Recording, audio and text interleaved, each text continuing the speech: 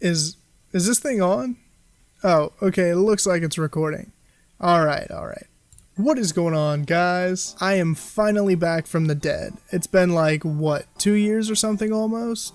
Well, let me tell you, it has been an absolutely insane 2 years, but that is a story for another day. It's been a long time since I've done any of this, but the times are changing and I've really been itching to start making some videos again, so I guess that's what I'm doing. Clearly. And since it's almost Halloween, or probably will be, hopefully, by the time I get this video up, I figured I'd revisit a topic so good it got blocked in all countries. That's right, today I'm going to be covering the top 5 deaths in Pokemon. And since this is a top 5 video, I gotta say, this list is not in any particular order. Can you imagine ordering deaths from best to worst? I'm a monster, but I'm still a human. So without further ado, let's get into the video. Rolling, I can never get enough. I've been up too long and I way too drunk, but we straight up in it and we feeling. Imagine you're just a simple Pokemon chilling in the tower, living life as normal, and then all of a sudden a huge storm comes through and strikes it with lightning. Suddenly it gets hotter and hotter, stuff starts falling down around you, your world is literally collapsing around you. Huh, sounds like my childhood actually. Anyway, that's what happened at the burned towers. You know, the ones over in Ecruteak City. They were originally the Brass Towers, built to house Ho-Oh and Lugia. On top of all the other Pokemon that lived in those towers, there are 3 more important ones that perished. Yeah, no one cares about you, Bellsprout. Lugia and Ho-Oh fled, and the tower was destroyed. Ho-Oh decided to bring these 3 Pokemon back to life, but not before they suffered their horrible deaths. Those 3 Pokemon that rose from the ashes were Entei, representing the raging blaze of the tower, Raikou, representing the thunderbolt that struck, and Suicune, representing the downpour that extinguished these flames.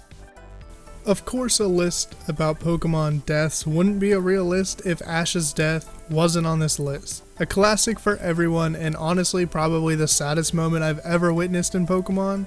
I remember watching the Mewtwo movie and seeing the scene where Ash turns to stone probably hundreds of times, and each time it felt like I was seeing it for the first. Although this entry has one of the happier endings on this list, I'm still counting it as a death, as Ash is caught between 2 incredibly powerful blasts from Mew and Mewtwo, which instantly turn him to stone. And I don't know about you, but if I were turned to stone, I think I'd be pretty dead too. It'd be a pretty hard situation to recover from. The Pokemon Heroes movie really messed me up as a kid because while this was one of my favorites, I'd also say it was one of the saddest. That's why number 3 on this list is going to be my guy, Latios. The plot of the movie is basically this. The Soul Dew controls the waters of the city of Alto Mare, which in Japanese is the city of water. The antagonists in this movie are after the Soul Dew, although I'm not sure why, because taking the Soul Dew drowns you in the city and they'd be in the city, but hey, baddies, you do you. The Soul Dew is then removed from the defense mechanism, causing a massive tidal wave to surge toward the city. This results in Latios and Latios teaming up to fly into the incoming tidal wave and put a stop to it, saving everyone in the city. This scene really just hits me in the feels because Latios is literally watching her brother fade from existence and just die. Just taking one look at Latios' face says it all and should be enough to put you in your feels.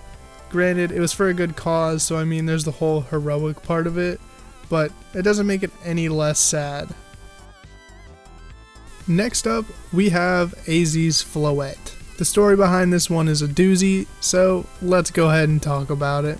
AZ was a boy who had made friends with this Pokemon, Floette. All of a sudden a war broke out in Kalos between the Pokemon, and Floette was sent away to fight in it, where it later became a casualty of war. AZ was super upset by this and dedicated his life to bringing back his lost pal, but by doing so he had to sacrifice the lives of many other Pokemon. When Floette found out about this, the Pokemon was furious and left AZ, forcing him to suffer alone. Again, I can only imagine the pain Floette had to be in knowing a ton of other living creatures died just to bring it back. That would mess me up because I definitely don't think I'm worth taking someone else's life to live, but at the same time, I kind of feel AZ on this one. If I had to sacrifice someone else to bring back a family member or someone I cared about a lot, it would be really hard not to. In the end though, I think it was a very selfish act and AZ kind of got what he deserved. All in all, it's just a very bad situation, and why is this in Pokemon? And finally on our list, we have a duo of sorts. Sir Aaron and Lucario made their appearance in the movie Lucario and the Mystery of Mew. I don't remember this being very sad to me, maybe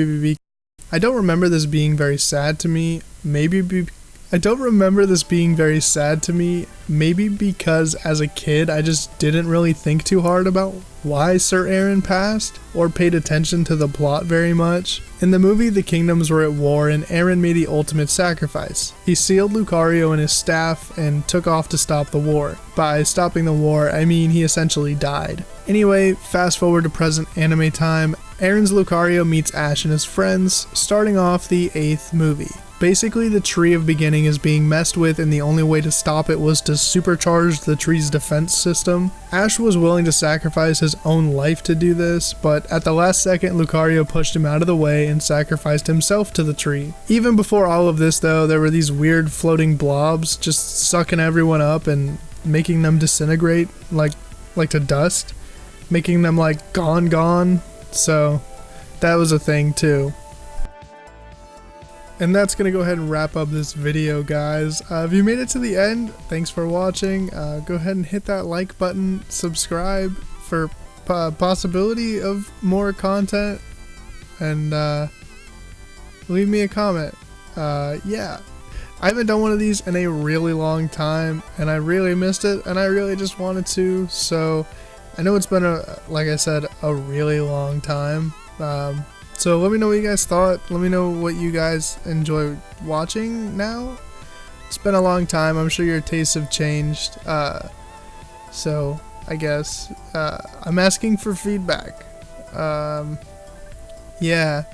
Do I do more of these? Should I just go back to being dead? Yeah, just let me know. Just comment something.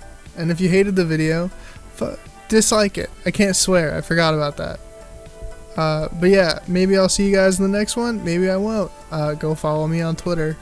I post a lot of tweets. Bye.